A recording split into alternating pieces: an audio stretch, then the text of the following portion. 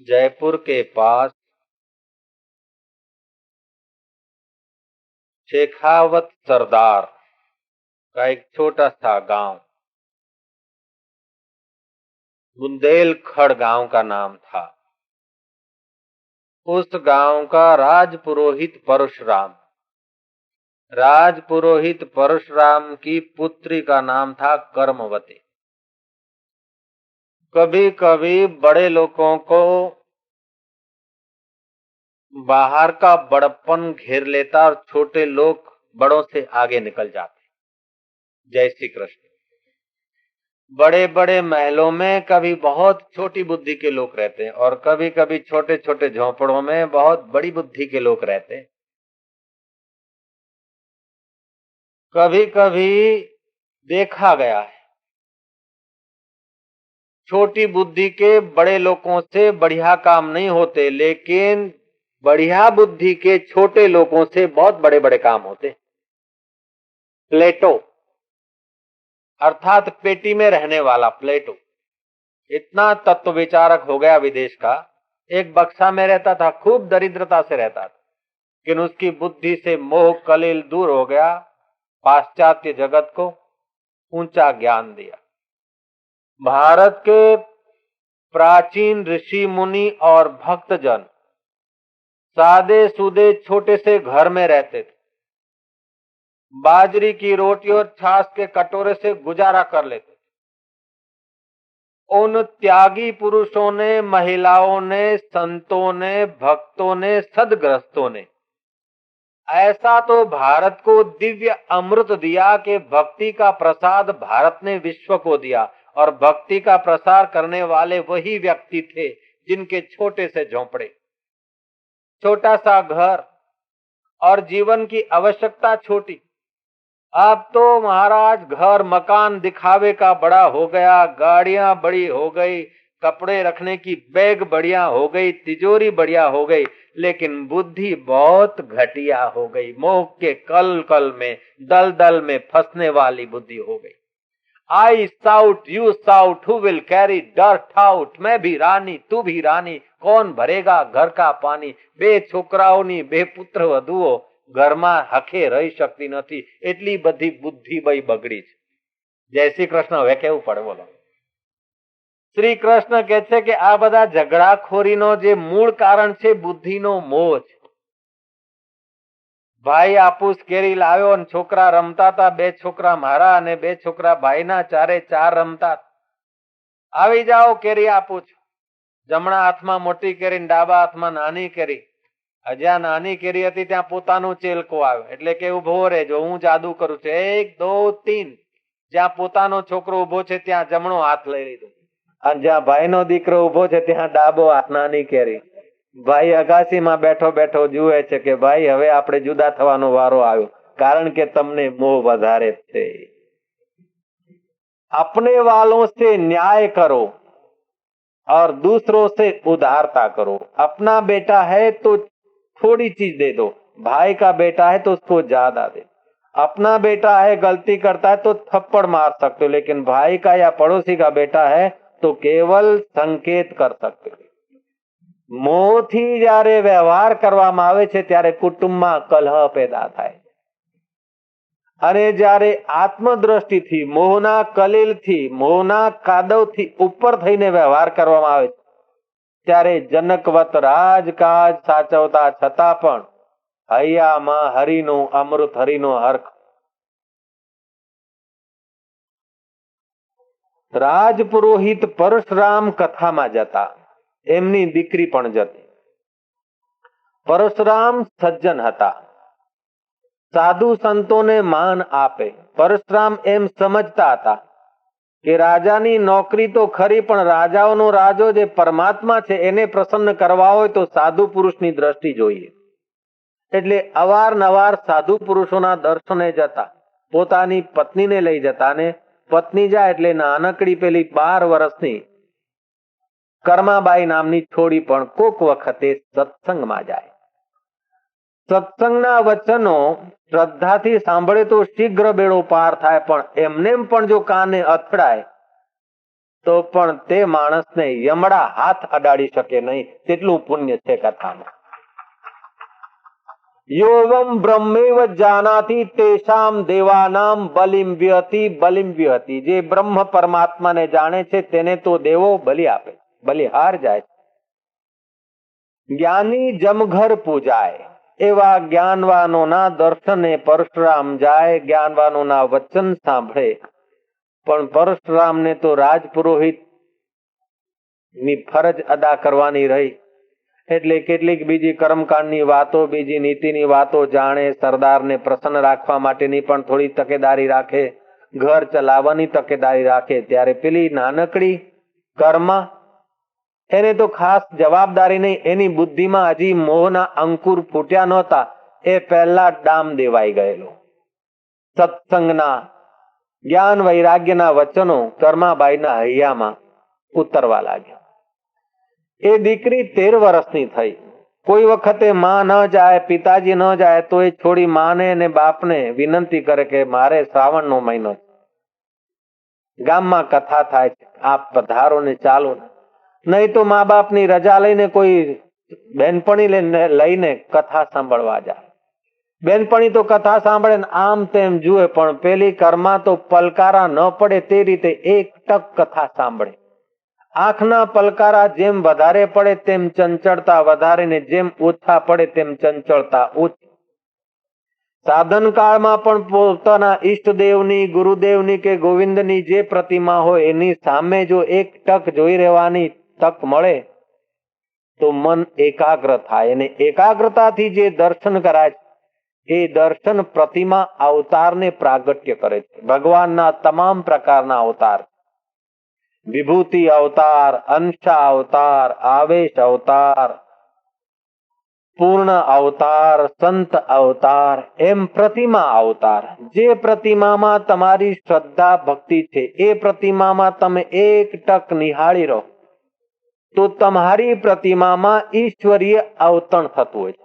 પછી તમે પત્રમ, પુષ્પમ અથવા જે કોઈ ભોગ સામગ્રી ઠાકોરજીની આગળ ધરો, એ ઠાકોરજીની પ્રતિમાની તમે સેવા કરો તો થોડા સમયમાં જ તમારા અંતરમાં ઠાકોરજી પ્રેરણા કરવા લાગે, અને પ્રતિમાને જોઈને તમારા શોક નિવૃત્ત થવા માંડે. દરેક સાધકે ભક્તે પોતાના જીવનને ઉન્નત કરવા માટે, મોહરૂપી કાદવમાંથી બહાર આવવા માટે, સંસારના ઝંઝાવાતોથી બચવા માટે, મૃત્યુ પછી નરકની યાતનાઓથી બચવા માટે, સંસાર રૂપી સમણાગણમાં વિજેતા થવા માટે કોઈને કોઈ દેવ, કોઈને કોઈ ઈષ્ટ, કોઈને કોઈ ભગવાન યા ભગવાનના વાલાઓની પ્રતિમાઓ રાખતા જોઈએ છે. આપણે જ્યાં એ પ્રતિમાઓ હોય, મૂર્તિઓ હોય, તે જગ્યાને આપણે મંદિર કહીએ છીએ, પૂજાગ્રહ કહીએ છીએ. તે મંદિર અથવા પૂજાગ્રહમાં બની શકે તો સંસારી વાતચીત ન થાય, સંસારી વ્યવહાર ન થાય તો સારું. કોક વખતે તે જગ્યાએ સાત્વિક શાસ્ત્રોનું અવલોકન પારાયણ થાય તો સારું. ધૂપ અને દીપથી તે જગ્યા પવિત્ર રાખવી જોઈએ. અવારનવાર મોર પીછાથી તે જગ્યાને બુહારી દેવું જોઈએ. તાજા પુષ્પોથી તે જગ્યાને આહ્લાદિત રાખવી જોઈએ. પછી સંસારથી કંટાળ્યા હો તે વખતે પણ તમે પ્રતિમા ગ્રહમાં જાઓ, તમારા ઘરના મંદિરમાં જાઓ, તમને પ્રેરણા ને પ્રકાશ મળે તો સમજી લેવું કે પ્રતિમા અવતાર થયો છે. તમારા હૈયામાં એ પ્રતિમાના દર્શનથી હળવાશ આવવા લાગે તો સમજી લેવું કે ભગવાનનો પ્રતિમા અવતાર તમારી પ્રતિમામાં થયો છે. અંતર્યામી અવતાર, એમાં પણ 2 પ્રકાર હોય છે. એક તો દરેકના અંતરમાં ચૈતન્ય વસી રહ્યું છે તે અંતર્યામી, અને બીજો ભક્તોમાં અંતર્યામી ભાવના પ્રેરક અવતાર થાય છે. ભક્ત ભક્તિ કરે અને સહેજે એની ભક્તિ ફળી હોય તો ભક્તને પ્રેરણા થાય કે હવે માળા કરવી જોઈએ, અને એ કરમાળાથી શ્વાસમાળામાં જવું જોઈએ, અમુક ગુરુને ત્યાં જવું જોઈએ, અમુક નિયમ લઈ લેવો જોઈએ, હવે મારે લોંચ લેવી નથી. સમજી લેવું કે અંતર્યામી અવતાર થયો. જય શ્રી કૃષ્ણ. 2 જોડકા ભાઈઓ, 2 તલાટી છે. અને આજે મળવા આયા કે બાપુ અમે મંત્ર દીક્ષા લીધી, કરપ્શન વાળું લોન્ચ વાળું જીવન જીવીને જોયું, પણ હવે જ્યારથી મંત્ર દીક્ષા લીધી ને લોન્ચ વાળા જીવનને તિલાંજલિ આપી ત્યાર પછી જે અમારું જીવન છે બે ભાઈઓનું એ કંઈક અનેરા આનંદમાં છે. બેઠા છે બે જણા. જય શ્રી કૃષ્ણ.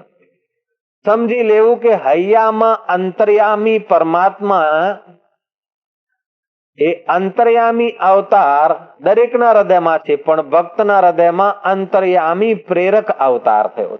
નહીં તો આ જમાનામાં તલાટીની નોકરી, જુવાની હોય, તલાટીની નોકરી હોય, જુવાની હોય, આવશ્યકતાઓ હોય સંસારની, આ ખપે આ ખપે ખપે ખપેમાં ખપી જવાનું વાતાવરણ હોય, અને લોન્ચ લેવા ન લેવાની પ્રતિજ્ઞા કરવાનો વિચાર આવે, મંત્ર દીક્ષા લીધીને લોન્ચ નહીં લેવાની પ્રતિજ્ઞા કરી આપમેળે માનવું પડશે કે અંતર્યામી પરમાત્માની પ્રેરણા થઈ. હવે સ્વીકાર કરવો જોઈએ કે મારા હૈયામાં અંતર્યામી પરમાત્માનો પ્રેરક અવતાર થઈ રહ્યો છે. આપના ઘણાના હૈયામાં થતું હશે. અમુક વખતે સમાજ કોઈ કહેતું હોય, મનવાભાઈ કોઈ કહેતા હોય, બુદ્ધિભાઈ કોઈક વળી ત્રીજું કહેતી હોય, આપણે શું કરવું એ કઈ સૂઝ ના પડતી હોય. માળા લઈને બેસી ગયા કે મંદિરમાં ગયા હોય કે કથામાં ગયો હોય, જરાક બેસી રહ્યા, જરાક થોડોક એક શાંત ભાવે કોઈ પ્રસંગ સાંભળ્યો ને આપણને પ્રેરણા મળી જાય કે હા માર્ગ મળી ગયો. ये भगवान का अंतर्यामी प्रेरक अवतार माना गया. अंशावतार, विभूति अवतार. विभूति अवतार अंशावतार थी पण થોડાકમાં કામ ચાલી જાય. વિભૂતિ દર્શન કરાવીને પાછું સંકેલી લેવાનું થાય, એને વિભૂતિ અવતાર કહેવાય. આવેશ અવતાર, જેમ નરસિંહનો અવતાર આવેશ અવતાર. લીલા અવતાર, રામા અવતાર ભગવાનનો 7મો અવતાર, એ મર્યાદા અવતાર કહેવાય. શાંત અવતાર. તો ભગવાનના અનેક પ્રકારના અવતારો થતા હોય છે. કર્માબાઈના હૈયામાં ભગવાનનો પ્રેરક અવતાર થયો. જય શ્રી કૃષ્ણ. કર્માબાઈની કથા કહેવાની પાછળ મારો હેતુ છે કે હિંમતનગરમાં પણ મારા અંતર્યામી પરમાત્માના પ્રેરક અવતાર ખૂબ ખૂબ થાય, એ આશાએ આશારામ આજની કથા કહે છે. મને તો લાગે છે કે મારા અંતર્યામીના પ્રેરક અવતાર હજારો હૈયામાં થયા છે. તેથી તો આટલું બધું ચાલી ચાલીને ઠેઠ અહીં પહોંચ્યા છે. કઈ લાલચે આવ્યા છે? આઈસ્ક્રીમ મળશે કથા પછી? ના. શું મળશે? કે આઈસ્ક્રીમ મળશે તો કઈ નહીં, પણ એવું મળશે કે આ જગતની કોઈ પણ વસ્તુ એની બરાબરી નહીં કરી શકે એવું મળશે કથામાંથી. એ અંતર્યામીની પ્રેરણા છે. તીર્થ નાય એક ફલ. તીર્થમાં સ્નાન કરી તો પુણ્ય થાય. તીર્થ નાય એક ફલ, સંત મિલે ફલ 4. ધર્મ, અર્થ, કામ અને મોક્ષ ચારે પુરુષાર્થ સિદ્ધ થાય. અને સતગુરુ મિલે અનંત ફલ, કહત કબીર વિચાર. કર્માબાઈને સતગુરુ સાંપડ્યા. કથા સાંભળવા અવારનવાર જાય તો એ પુણ્યાય વધે ત્યારે કોઈ સંત પુરુષ તરફ ચિત્ત આકર્ષાય. અને દેવની એવી વ્યવસ્થા છે, તમે થોડીક આરાધના, ઉપાસના કે સત્કર્મ કરો તો એ અંતર્યામી પરમાત્મા તમને વહેલા મોડા કોઈ સિદ્ધ પુરુષ, કોઈ આત્મજ્ઞાની સંતની સાથે ભેટો કરી આપે. એ ભગવાનની જવાબદારી. આપણા ફાળે જે આવે એ આપણે કરી દો, પછી એના ફાળે જે આવે છે એ જરાય કસર રાખતો નથી. तुम्हारे हिस्से जो होता है वो आप कर डालो तो उसके हिस्से जो आएगा वो तुरंत कर देता है, ऐसा मेरा अनुभव. हजारों मेरे भक्तों का, साधकों का अनुभव. આપણા ફાળે જે આવતું હોય, આપણા ફાળે આવે છે કે એને વાલ કરો, આપણા ફાળે આવે છે કે એના નામનો જપ કરો, આપણા ફાળે આવે છે કે એના નામની ચર્ચા થતી હોય કથા તો ત્યાં જાઓ. એ આપણા ફાળે આવે છે, આપણે કરીએ તો એના ફાળે આવે છે કે અંદરથી પ્રેરણા આપે, એના ફાળે આવે છે કે મુક્તિની જિજ્ઞાસા થાય, એના ફાળે આવે છે કે જ્ઞાન પ્રાપ્તિ માટે ચિત્તમાં સ્ફૂર્ણ જાગે. અને એના ફાળે આવે છે કે અમારો ને કોઈ સંતનો ભેટો થઈ જાય, એ એના ફાળે આવે. આપણે સંત શોધવા જવું નથી પડતું, એ વ્યવસ્થા કરી આપે. રામકૃષ્ણ સંત શોધવા ગયા નહોતા, માએ વ્યવસ્થા કરી આપી. અથવા તો આપણા અંદરમાં પરમાત્મા પ્રેરણા કરીને ત્યાં સંતના દ્વારે આપણને પહોંચાડી દે. નહીં તો આ કળયુગના માનવીની શું તાકાત કે બધું છોડીને હિમાલય ફરે ને, એ હિમાલય છોડીને પાછો નૈનીતાલના જંગલોમાં જાય અને જંગલોમાં ગુરુ મહારાજને શોધીને ગુરુ મહારાજના પગમાં પડી રહે. આ જીવની શું તાકાત? અંતર્યામી ઈશ્વરની પ્રેરણા છે. શ્રી કૃષ્ણ કહે છે, યદા તે મોહ કલિલમ બુદ્ધિ વ્યતી તરી હતી.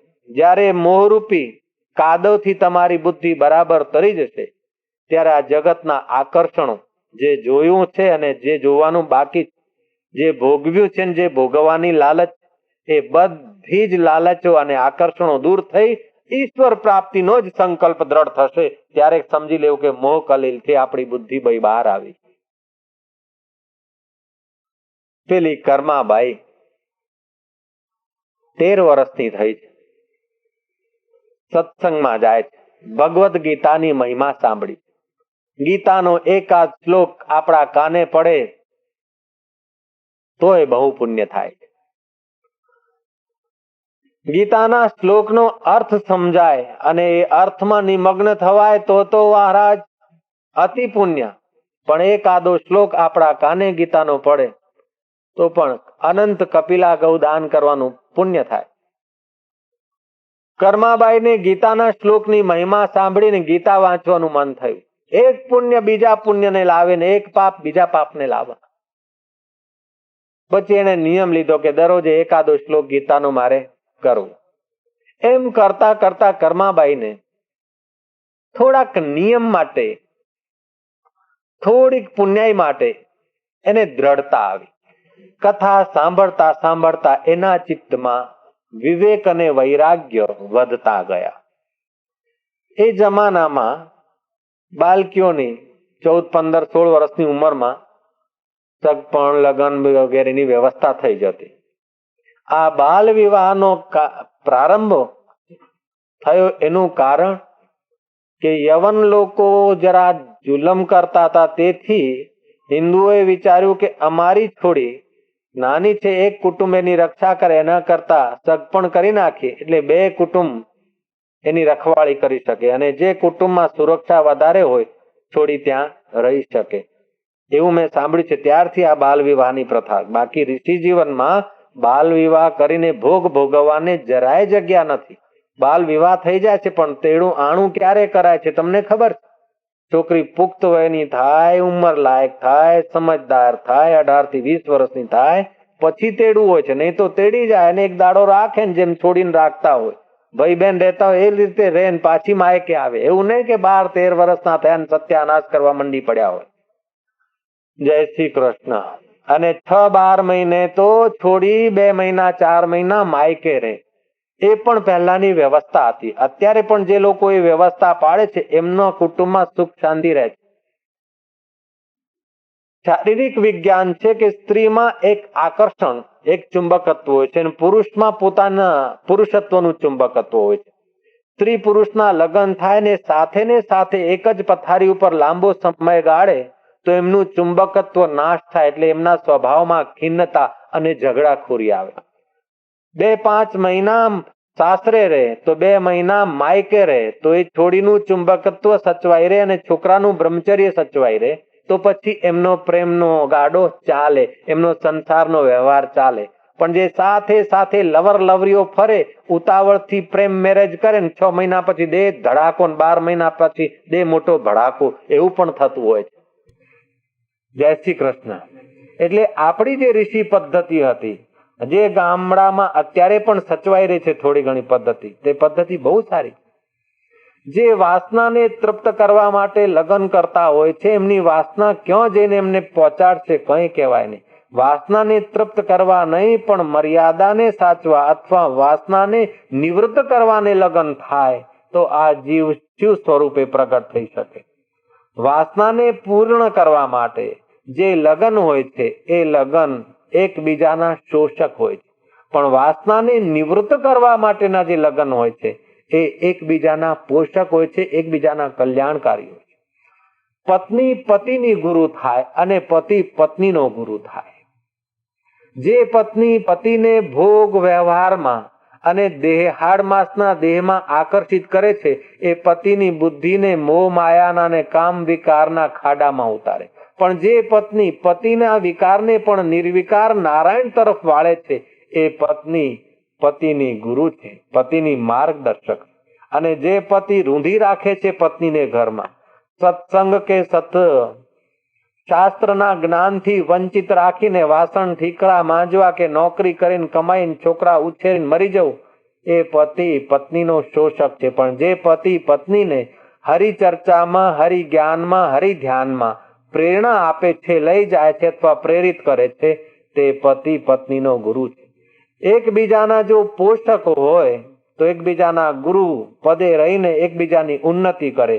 પણ જો શરીર સંબંધથી જ સુખી થવાનો પ્રયત્ન કરે તો એકબીજાના મિત્ર દેખાવા છતાં અંદરથી ઘોર શત્રુ છે. એકબીજાને મોહ માયામાં પાડે એ શત્રુ અને એકબીજાને મોહ માયાથી ઉગારે એ ખરા મિત્ર. કર્માબાઈ કથા સાંભળતા સાંભળતા એ નિર્ણય ઉપર આવી કે સંસારનો જે સંબંધ છે એ એકબીજાથી સુખ લેવાનો સંબંધ છે. પતિ પત્નીને સ્નેહ કરે છે પત્નીના ભલા માટે નહીં પણ પોતાના સુખ માટે, અને પત્ની પતિને વહાલ કરે છે પણ પોતાના સ્વાર્થ માટે. અને એકબીજાથી સ્વાર્થે સંબંધે બંધાઈ એકબીજાનું શોષણ કરીને ડોસા ડોસી થઈને પછી રેંગાતા રેંગાતા મરી જવું, આ જીવન કઈ વાસ્તવિક જીવન નથી. એના એ જીવન કરતા તો મારે બ્રહ્મચારીણી સાધવી જીવન ગાળવું જોઈએ. દિવસો વીતતા ગયા. કર્માબાઈના સગપણની ચર્ચા થઈ. એ જમાનામાં ખૂબ મર્યાદા અને લાજ વગેરેની વ્યવસ્થા હતી, એટલે કર્માબાઈ કહી શક્યા નહીં કે મારે લગ્ન નથી કરવા. સગપણ થઈ ગયું. પિતા પંડિતજી પરશુરામે કર્માબાઈનું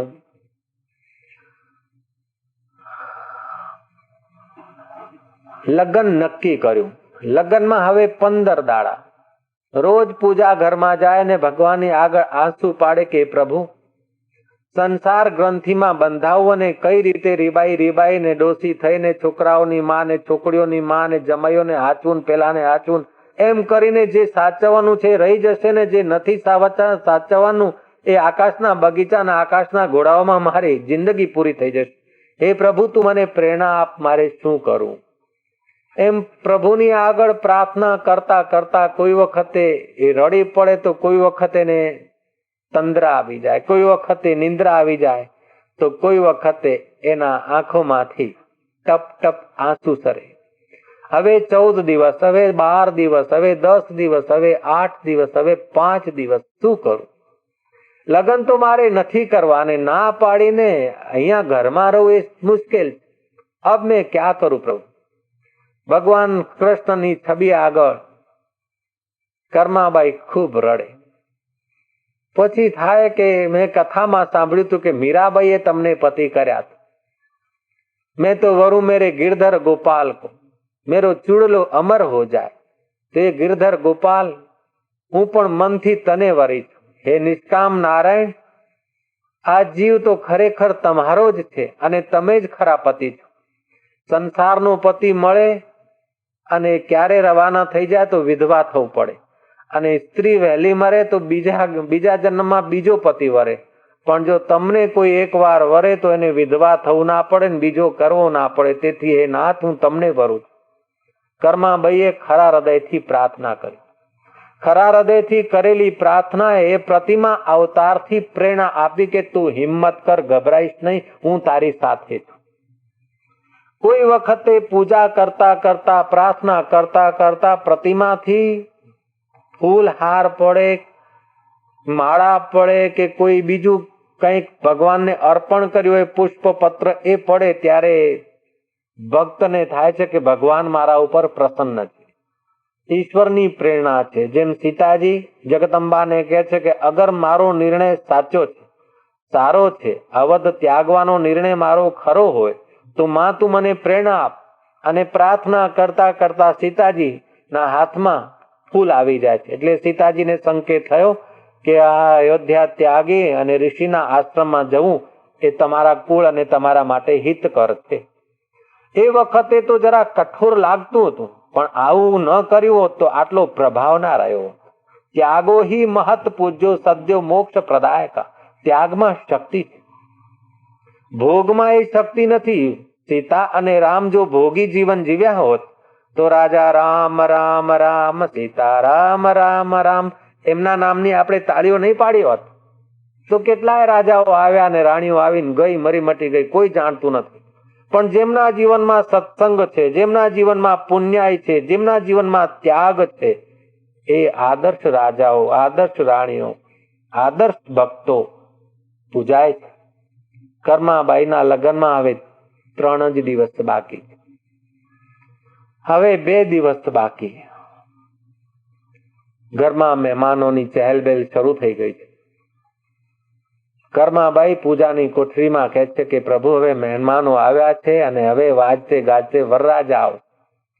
એ વર વરીને લઈ જાય પછી તો હું તારું શરણું નહીં પકડી શકું મારા નાથ. કર્માબાઈ એક ટક ઠાકોરજીની સામે જોઈ રહી છે. ઠાકોરજીને પહેરાવેલી વૈજયંતી માળા પડી છે એટલે એને થયું કે ઠાકોરજી પ્રસન્ન તો છે. બીજો દિવસ પૂરો થાય છે, રાત થઈ. હવે જે દિવસે લગ્ન થવાના છે એનું પ્રભાત આવે. રાતે એને ઊંઘ નથી, દિવસે ભૂખ નથી, કારણ કે એનો વૈરાગ્ય જોર પકડી ગયો છે.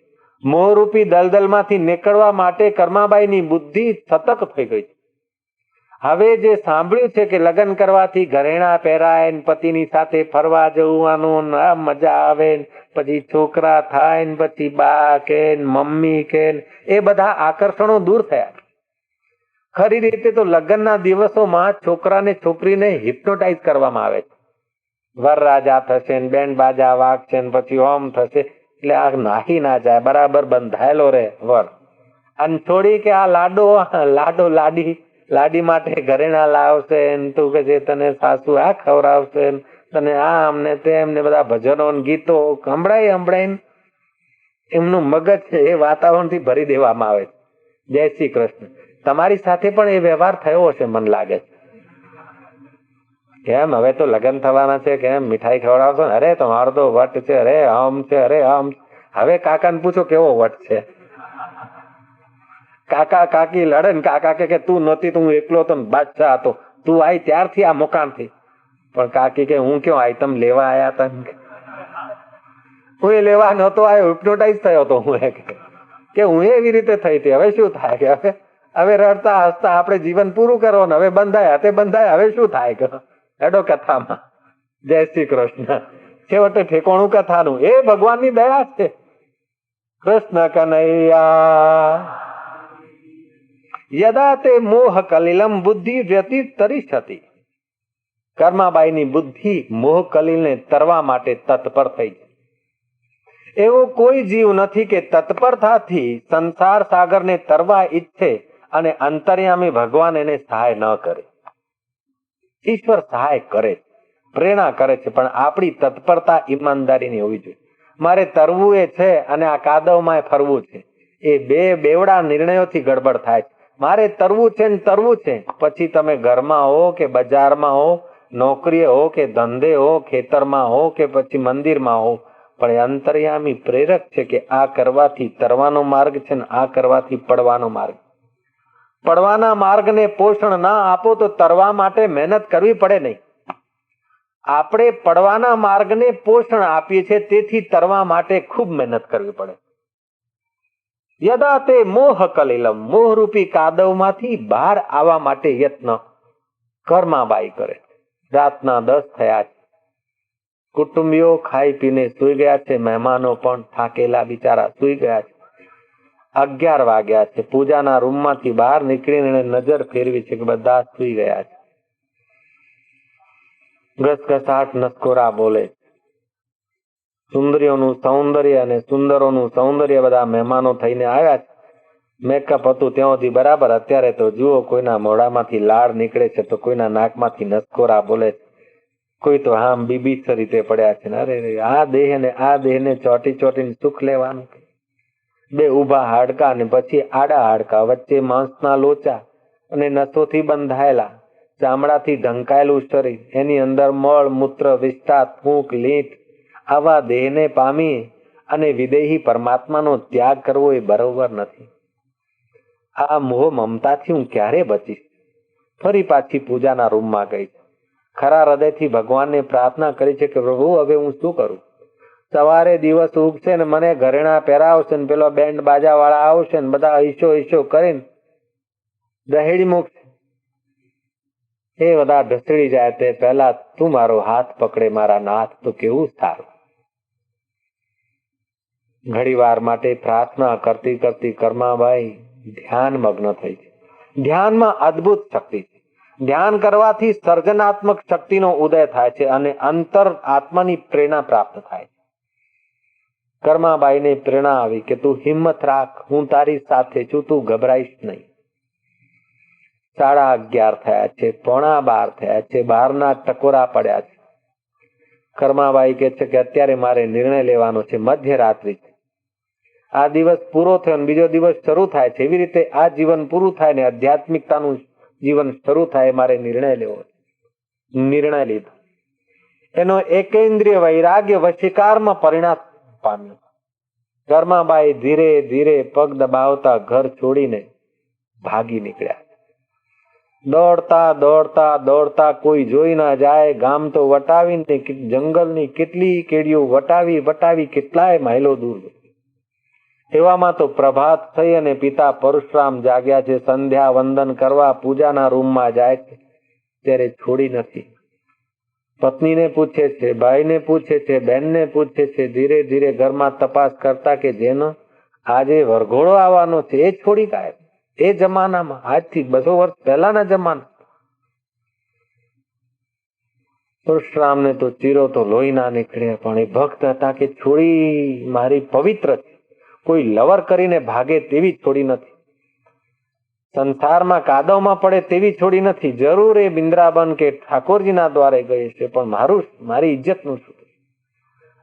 ઈચ્છા નહોતી છતાં એ સરદારને જઈને વાત કરી કે હું રાજપુરોહિત છું, પરશુરામ તમારો, ને આજ સુધી મેં તમારી કોઈ મદદ માગી નથી. ઘણી વાર તમે મને સંકેત કર્યો છે કે કોઈ કામકાજ હોય, કોઈ જરૂર હોય તો કહેજો. હવે હું મારી લાજ, મારી ટોપી તમારા ચરણે ધરું છું. મારી છોડી રાતો રાત એ ભક્તિની એક મસ્તીમાં કહો કે અંધશ્રદ્ધામાં કહો, ગમે તે રીતે કહો, પણ મારી દીકરી જતી રહી છે. વૈવાહિક પક્ષના માણસો આવે તે પહેલા મારી દીકરીને જો શોધાવી આપું તો આ જીવન તમારો આભારી રહીશ. તે સરદારે તરત પોતાના અંગત માણસોને હુકમ કરીને ઘોડે સવારો ચારે બાજુ મોકલ્યા. ગમે ત્યાં મઠ મંદિરમાં, આશ્રમમાં, ગામ બહાર કે આગળ, અને થોડા ખૂબ આગળ જાઓ. કદાચ એ છોકરી ભાગતી ભાગતી બિંદ્રાબનના રસ્તે ગઈ હોય. એને બિંદ્રાબન જોયું તો નહોતું, ક્યાં જયપુર ને ક્યાં બિંદ્રાબન, પણ દિશા, જેને અંતર્યામી પરમાત્મા દિશા આપે ને, એની અંદરની દિશા, અંદરથી જે દેખાય બહાર દેખાવા લાગે. કર્માબાઈ બિંદ્રાબનની દિશાએ દોડતા જતા હતા. એક ટુકડી ઘોડે સવારોની એ બાજુ પણ ગઈ. કર્માબાઈએ ઘોડે સવારોનો અવાજ સાંભળીને થયું કે આ ઘોડે સવારો ચોક્કસ મને શોધતા શોધતા પકડવા આવ્યા. હે ભગવાન, હવે હું શું કરું? આમ તેમ નજર નાખે છે ત્યારે એક મરેલું ઊંટ પડ્યું. 2 દિવસ પહેલા મરી ગયું હશે ને શિયાળિયાઓએ એમના પેટમાંથી માંસ ખાધું, એક બખોલ થઈ ગઈ. કર્માબાઈ 1 મિનિટ વિચાર કરી કે આની બદબો તો ખૂબ આવે છે, પણ સંસારની બદબો કરતા આ ઓછી બદબો છે. 84 લાખ જન્મો માતાના ગર્ભની બદબો સહન કરવી પડે એના કરતા ઊંટના પેટની બદબો મને સહન કરવામાં વાંધો નથી. શિયાળિયાએ ઊંટને જે બખોલ પાડેલી એ બખોલમાં સંતાઈ ગઈ.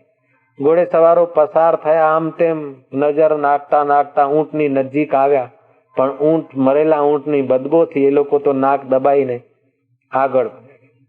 આગળ માઇલો સુધી જઈને તપાસ કરીને પાછા સાંજ પડતા એ પાછા વળ્યા. વાતો કરે છે કે આટલું તો છોડી જઈ શકે નહીં, આપણા ઘોડાની દોટે તો એ દોડી શકે નહીં, આખી રાત દોડી હોય તો પણ આપણે 15 ગૌ સુધી ગયા અને એ 15 ગૌ સુધી છોકરી દોડી શકે નહીં રાતોરાત. વાતો કરતા કરતા નિરાશાની વાતોથી પાછા ફરતા હતા. એ કર્માબાઈ ઊંટની બખોલમાં સાંભળે. ઘોડે સવારો દૂર જતા રહ્યા એટલે પછી ધીરેથી બખોલમાંથી નીકળી અને એ છોડીએ અંધારામાં દોટ મૂકી. એ છોડીને 24 કલાક ઊંટના પેટમાં પેસી રહેવામાં એટલું ભૂંડું નહોતું લાગતું જેટલું આ સંસારની વાસનામાં બેસવાથી દુઃખ લાગતું. હરિ કો ભજે સો હરિ કા હોય, જાત પાત ના પૂછે કોઈ. અરણ્યમાં રીછડાઓના અવાજ સિંહનાદ થતા હોય, બીજા હિંસક પશુઓ દેખાતા હોય, પણ જેનો રખવાળો ભગવાન છે, જેને ઈશ્વર પ્રાપ્તિની લગ્ની લાગેલી છે, તેને એ હિંસક પશુઓનો ભય ના હોય. અને હિંસક પશુ એનું કઈ બગાડી શકે નહીં. આબુની ગુફામાં હું રહેતો ને મધ્યરાત્રિએ ફરવા ગયો, સામે રીછડું મળ્યું, મને તો કાંઈ ના કર્યું. કેટલા એને રીછડાએ તો પાડી નાખી. મને મળ્યું, મેં મારી નરી આંખે જોયું.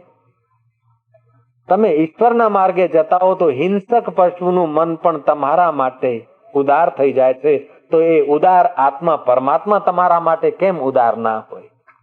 કર્માબાઈ ચાલતા ચાલતા કેટલાય દિવસો, એ દિવસે તો ક્યાંય સંતાઈ રહીને રાતે દોડે. પગમાં ગોખરું વાગે, ક્યાં કાંટા વાગે, ક્યાં કઈ વાગે, પણ એ પરમ ભક્ત કર્માબાઈ છેવટે બિન્દ્રાબનમાં પહોંચ્યા.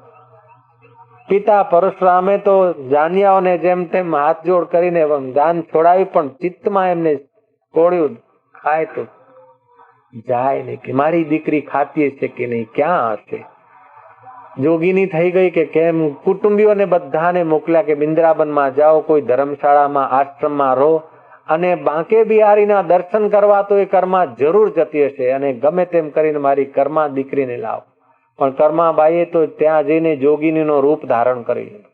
અને કર્માને ખબર હતી કે મારા કુટુંબીઓ પકડી જશે, જ્યાં સુધી મારી ભક્તિ પરિપક્વ ન થાય ત્યાં સુધી આ મોહ કલીલમાં તણાઈ ન જવું. તેથી એને તો મન હી મન ગિરધર ગોપાલનું રટન ચાલુ રાખ્યું. કેટલાય સપ્તાહો થયા, કર્માબાઈના કુટુંબીઓ શોધી શોધીને પાછા ફરે, પણ કર્માબાઈ મળે નહીં. છેવટે પરશુરામે જોયું કે તમને ન મળી તો હું શોધી લાવીશ. રાજ પુરોહિત પરશુરામ બિન્દ્રાબનમાં પહોંચ્યા અને બાંકે બિહારી ના મંદિરમાં જતા લોકોને ચેક કરવા માટે મારી દીકરી કદાચ કોઈ વેશમાં હોય, કોઈ જોગીનીના વેશમાં, કોઈ સાધ્વીના વેશમાં મારી દીકરી જતી હોય, એને કઈ રીતે મારે શોધવી? એ પણ પંડિત હતા, પૂજા કરતા હતા. એને પ્રેરણા થઈ કે ઝાડ ઉપર ચડી જા. પરશુરામ સવાર થાય એટલે ઝાડ ઉપર ચડી જાય, અને જે પથિકો દર્શન કરવા જાય એક એકને જુએ ઉપર. આંખો બધે ફરે પણ ક્યાંય આંખ ઠરે નહીં, કારણ કે મારી દીકરી ના દેખાય. એક દિવસ કયો, બીજો દિવસ કયો, ત્રીજો દિવસ કયો, પણ પરશુરામે નિર્ણય કર્યો કે મારી છોકરીને શોધીને જ હું જંપીશ. દિવસો વીત્યા. છેવટે એક દિવસે કર્માબાઈના ચિત્તમાં થયું કે હવે કદાચ મારા કુટુંબીઓ શાંત થઈને બેસી ગયા હશે, ચાલો ને ઠાકોરજીના દર્શન કરી આવું. અને વેશ પણ બદલેલો છે. સાધ્વી વેશમાં કર્માબાઈ ઠાકોરજીના દર્શન કરવા જાય છે. ત્યાં નજર પડી કે આ પગની ચાલ અને દ્રષ્ટિ નાસાગ્ર એ મારી દીકરીની જ હોય. આમ તેમ કાતરની જેમ આંખો મારી દીકરીની ફરતી નહોતી, મારી દીકરીની દ્રષ્ટિ નાસાગ્ર રહેતી. આપણી દ્રષ્ટિમાં બહુ શક્તિ છે, જ્યાં ત્યાં વેડફવી નહીં જોઈએ. દ્રષ્ટિથી સંસાર અંદર જાય છે અને શ્રવણથી સંસાર અંદર જાય છે. તેથી દ્રષ્ટિને શુદ્ધ કરવું હોય તો દૃશ્ય ભગવાનને સામે, ભગવાનની છબી સામું અથવા નાસાગ્ર દ્રષ્ટિ રાખે, અને સ્તોત્રને પવિત્ર કરવું હોય તો બ્રહ્મજ્ઞાનની અને હરિકથાની ધારા અંતઃકરણમાં નાખે. કાન દ્વારા અને આંખ દ્વારા સંસાર અંદર જાય છે, અને કાન દ્વારા અને આંખ દ્વારા હરિકથા અને હરિદર્શન કરો તો સંસાર બાદ પામે અને જીવ શિવત્વને પામે. કાંટાથી કાંટો નીકળે, જેમ આંખથી અને કાનથી સંસાર અંદર પેસે છે, એમ આંખથી ભગવત દર્શન અને કાનથી ભગવત સત્સંગ અંદર લઈ જઈએ તો સંસાર બાધિત થાય અને જીવને શિવત્વની પ્રાપ્તિ થાય. મારી દીકરીની દ્રષ્ટિ નાસાગ્ર અને ચાલ બિલકુલ સંયમી મારી દીકરી જ હોય. ટક ટક જોઈ રહ્યા અને નજીક આવી ત્યારે બરાબર જોયું કે કર્મા છે. જલ્દીથી ઉતર્યા ને દોડતા દોડતા, બેટી કર્મા, બેટી કર્મા. એટલે બેટી 2 ડગલા પાછળ હતી. પિતાજી, મારામાં આટલો મોહ? તમે તો પંડિત છો, ધર્મગુરુ છો. બેટી, ધર્મગુરુ તો છું, પણ સમાજને હું શું કહીશ? તારા લગ્ન જે દિવસે ને તું આવી ગઈ બેટી, મારી ઇજ્જતનું શું? પંડિત પાસે સમજાવવાના શાસ્ત્રના શ્લોકો બહુ હતા, દોહા અને ચોપાઈઓની કોઈ ખોટ નહોતી, પણ પંડિતના મનમાં મોહ હતો કે મારી દીકરી. કર્માબાઈ પાસે મોહ નહોતો, ભગવાનની ભક્તિ હતી. એક ક્ષણ માટે ભગવાનને પ્રાર્થના કરી કે મારા પિતાનો મોહ દૂર કર. હે દેવ, હે રણછોડ રાય, હે મારા વાલા, મારા પિતાને મારા દેહમાં મોહ છે. ગયા જન્મમાં કેટલી એમની દીકરી હશે ને ગયા જન્મમાં કયો મારો બાપ હશે, અને આ પછી કેટલાય મારા બાપ થશે ને કેટલાયની હું દીકરી થઈશ, કોઈ ઠેકાણું નથી. આ જીવ મોહના કારણે મારી દીકરીને મારો બાપ, મારી પત્નીને મારો પતિ, મારો છોકરો ને મારો સગો એમ કરી મારું મારું કરીને મરી જાય છે. ખરી રીતે એનું જે છે ને સમજાતું જ નથી કે એનો ઈશ્વર છે ને એ ઈશ્વરનો છે. મારા છોકરા, મારા છૈયા, મારું ઘર, મારું દુકાન, મારી ગાડી, गाड़ी तुम्हारी, छोकरा तुम्हारा, तो अंतर्यामी परमात्मा किसका है? बूट मारो, चंपल मारे, सायकल मारी છે, મોટર મારી છે, ખેતર મારું છે, એ તારું નથી, પણ બધું જેનું છે એ અંતર્યામી પરમાત્મા તારા છે. એ વાતને જાણી લે તો બેડો પાર થઈ. કર્માબાઈએ ભગવાનને અંતર્મુખ થઈને પ્રાર્થના કરીને પછી પિતાનું કલ્યાણ થાય, મોહ કલીલથી એમની બુદ્ધિ ઉગરે, એ ભાવનાથી કર્માએ પિતાને સહેજ કહ્યું કે પિતાજી, તમે રાજ પુરોહિત કહેવાઓ છો, અને આપે મારી સાથે જ કથા સાંભળી છે કે કર્મ અનુબંધને મનુષ્ય લોકે દરેક જીવ પોતપોતાના કર્મથી ને પોતપોતાના સંકલ્પોથી આ સંસારમાં આવે છે અને વર્તે છે. પછી એકબીજાને મોહથી બાંધી રાખવું કે એના મોહમાં બંધાઈ જવું એ જીવને દુઃખ આપે છે. તે કથા તમે પણ સાંભળી, મેં પણ સાંભળી. હું અમલ કરવા જાઉં છું ને તમે એ કથાને સાંભળી નાખો છો.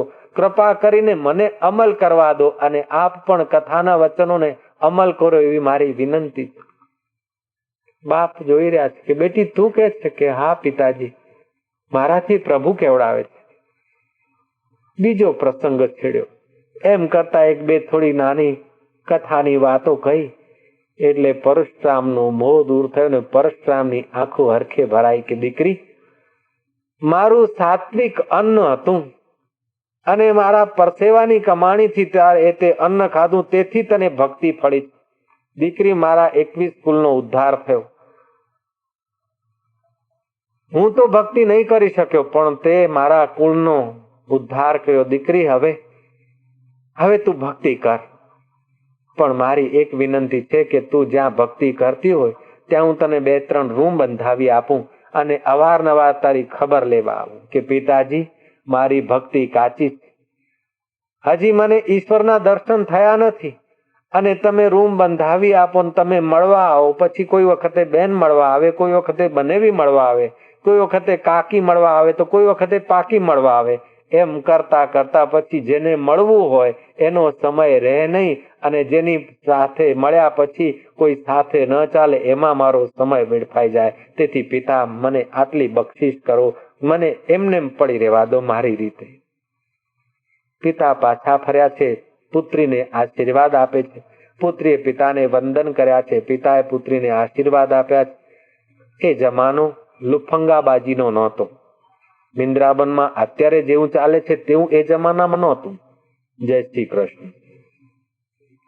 કર્માબાઈ ત્યાં રોકાયા છે. પરશુરામ રાજા પાસે ગયા અને મારી દીકરીની ભાળ મેં લીધી અને દીકરીને સમજાવી, પણ દીકરીને હું સમજાવું એ પહેલા દીકરીએ મને એવું સમજાવ્યું છે કે મારા હૃદયથી હું એને આશીર્વાદ આપી આવ્યો છું કે તારું ભજન ફળે. સરદારને દીકરીના દર્શન કરવાની ઈચ્છા થઈ. એ રાજા પોતે ચાલીને બિંદ્રાબન આવ્યો છે ને કર્માબાઈને મળ્યો છે.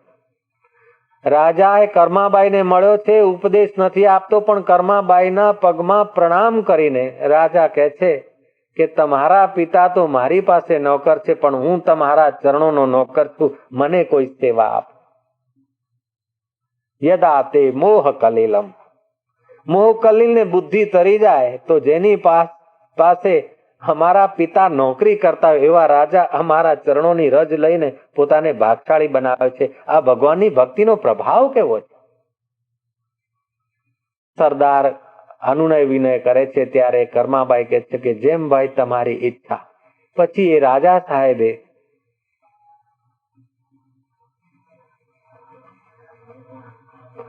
બિંદ્રાબનમાં એક કુટીર બનાવી આપી, બ્રહ્મકુંડની આગળ. એ કુટીર અત્યારે પણ ત્યાં ખંડેર રૂપમાં છે, કર્માબાઈની કુટીર. મોહ કલીલને દૂર થતા માણસ ઈચ્છા ન હોય તોય યશસ્વી થાય, ઈચ્છા ન હોય તોય તેજસ્વી થાય, અને ઈચ્છા ન હોય તોય સંસાર સાગરને તરી જાય છે. આજનો શ્લોક ઘણો ઉપયોગી છે. યદા તે મોહ કલિલમ બુદ્ધિર વ્યતિ તરિષતિ તદા ગતાસી નિર્વેદમ श्रोतव्यस्य श्रुतस्य. જ્યારે जब तुम्हारी बुद्धि मोह रूपी दलदल को तर जाएगी तब तुम उन सब वस्तुओं से वैराग्य को प्राप्त हो जाओगे जो सुनने योग्य और सुनी हुई है. જે સાંભળવાનું છે, પ્રાપ્ત કરવાનું છે, અને જે સાંભળ્યું છે ને પ્રાપ્ત કર્યું છે બધાથી તમારો મોહ દૂર થઈ જશે, આકર્ષણ દૂર થઈ જશે. મોહ ને આકર્ષણ દૂર થાય તો વસ્તુઓનો તમે સદુપયોગ કરી શકો, તમે સમયનો સદુપયોગ કરી શકો અને તમારા ચિત્તનો સદુપયોગ કરી શકો.